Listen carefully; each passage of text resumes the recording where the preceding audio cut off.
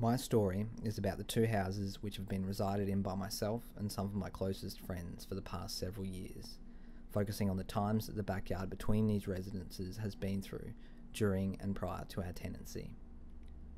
The houses were very run down prior to us arriving, with previous tenant names such as Rimfar Moon and Michael Jackson leading us to believe of a quite sorted past. Aside from that, we've held some of the biggest house parties that anyone could attend, so needless to say, we've left our own mark on this already run-down location. I want to capture a sense of history through the use of visual language of a backyard that's seen its fair share of debauchery, as well as show a part of the characters that have contributed to the space's evolution.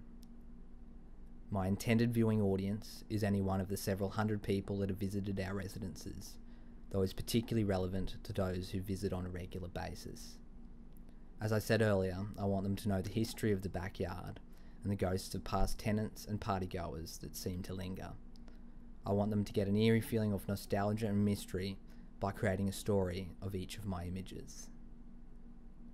The images themselves are largely of some of the objects that litter the backyard, though I also want to capture some of the creatures that hide, as well as the odd human subject to create a sense of life. I plan to keep portraits to a minimum, though where they are used, I'm conscious of what I've stated I want the audience to feel. To create a sense of eeriness and bring life to the story, I've used influences from punk aesthetics and film noir. I've decided to shoot my project entirely in black and white in order to guide the audience's feelings where colour could distract and create inconsistencies. I've used harsh lighting and shadows to create mystery and bring a greater sense of the story behind each image. Various viewpoints are used to capture an emotion in the shadows. The biggest challenge I'll face in achieving the goals of my project is in making sure that the audience do not simply find the images scary and produce a fear response.